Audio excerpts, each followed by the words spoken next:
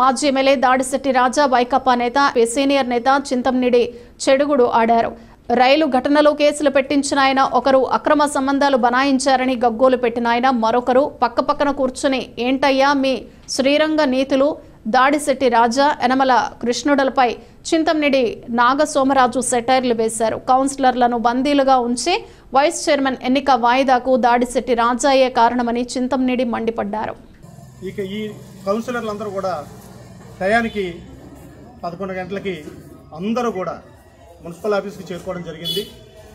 మరి అలాగే వైఎస్ఆర్ పార్టీ నాయకులు వారిని వారు ఓటక్కుని స్వేచ్ఛగా వినియోగించుకోకుండా సుమారు 3 రోజుల క్రితం నుంచి వాళ్ళ కౌన్సిలర్లని వాళ్ళు కూడా తెలుగుదేశం పార్టీ వైపు రావాలి, ఎట్టి పరిస్థితుల్లో అధికార పార్టీకి సపోర్ట్ చేయాలని ఉన్న ఉద్దేశంతో ఉన్నారన్న ఉద్దేశంతో వారిని తీసుకెళ్లి 3 రోజుల నుంచి కిడ్నాప్ చేయడం జరిగింది.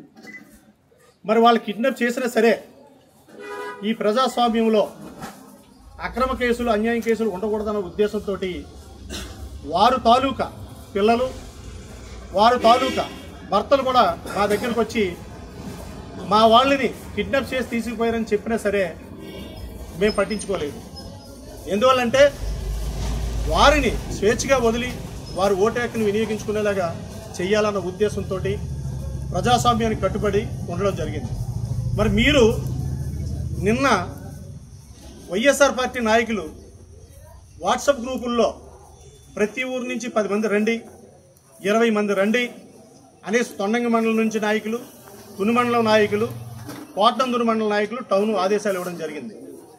మీరు మీ కార్యకర్తలందరినీ ఎప్పుడైతే ఆదేశాలు ఇచ్చారో రమ్మని, మీరు గొడవలకు ఉసుగాపడం కాదా అని ప్రశ్నిస్తున్నాం. మీ వాళ్ళని ఎప్పుడైతే రమ్మని మీరు ఆదేశాలు ఇచ్చారో ఆటోమేటిక్గా తెలుగుదేశం కార్యకర్తలు కూడా తుని రావడం జరిగింది. మరి మీరు రౌడీజం చేశారు, ప్రజాస్వామ్యంలో కూనీ చేశారని మీరు మాట్లాడుతున్నారు మీరు రాజా గారు. మరి ఈ రోజున చెప్తున్నాం, మొన్న మీ ప్రభుత్వం ఉన్నప్పుడు తునిలో మున్సిపల్ ఎలక్షన్ ఏ రకంగా జరిగింది, ఎవరినైనా మీరు నామినేషన్ అయినిచ్చారా?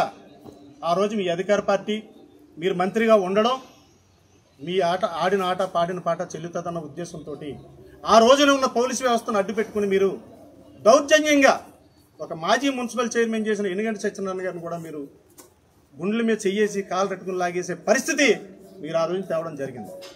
ఆ రోజున తెచ్చినప్పుడు మీ పక్కనే ఉండి మాట్లాడుతున్నటువంటి యనమల కృష్ణుడి గారు ఆ రోజున మీ మీద ఇది ప్రజాస్వామ్యమా, ఇదేనా పద్ధతి, ఎంతమందిని కిడ్నాప్ చేస్తారు మీరు, ఎలక్షన్ అంటే ఇదేనా అనేసి ఆ రోజు అరవడం కూడా జరిగింది. మరి ఆ రోజున అరిసిన వ్యక్తి ఈ రోజు మీ పక్క నుండి ప్రజాస్వామ్యం కింద మాట్లాడుతున్నారంటే సిగ్గుచేటని కూడా ఈ సందర్భంగా ప్రశ్నిస్తున్నాం. మరి ఈ రోజున మీరు ఎలక్షన్కి హైకోర్టుకి వెళ్ళారు.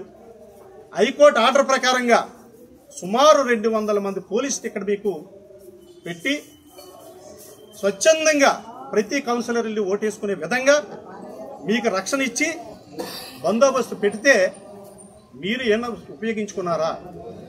మీరు ఈ కౌన్సిలర్ని దాచిపెట్టడమే కాకుండా మీరు మున్సిపల్ చైర్మన్ ఇంట్లో దాచి మీరు ఎలక్షన్కి రాకుండా మీరు అన్యాయంగా మీ పోలీసులు మేము ప్రొటెక్షన్ ఇస్తాం, మీరు రండి ఎలక్షన్లో పాల్గొనండి అంటే మీరు భయపడిపోయి మీరు ఓడిపోతారన్న భయంతో మీరు రాకుండా, బయటకు రాకుండా ఇంట్లోనే దాక్కోవడం జరిగింది. అలా కాకుండా రౌడీ సీటర్లను అరెస్ట్ చేస్తుంటే రౌడీ సీటర్లను అరెస్ట్ చేయకూడదు, ఈ తునిలో దౌర్జన్యాలు చేయాలన్న ఉద్దేశంతో మీరు తుని టౌన్ సీఏ గీతాకృష్ణ గారిని కూడా మీరు కాలు పట్టుకుని లాగడం జరిగింది దాడిశెట్టి రాజా గారు.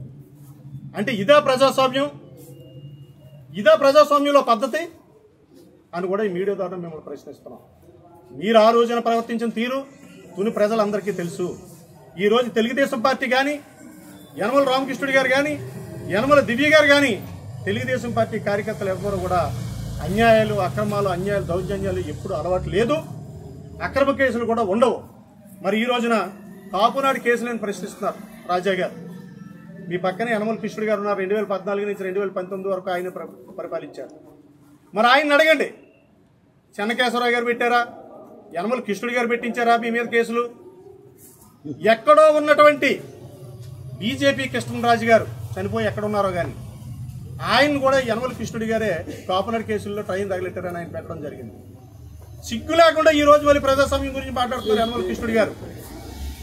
మీరా మాట్లాడేది గత 2014 నుంచి 2019 వరకు కానీ గతంలో మీరు పరిపాలించినప్పుడు మీరు ప్రజాస్వామ్యం కూనీ చేశారు కృష్ణుడు గారు. అలాగే 2019 నుంచి 2024 వరకు చేసినటువంటి దాడిశెట్టి రాజా గారు ప్రజాస్వామ్యాన్ని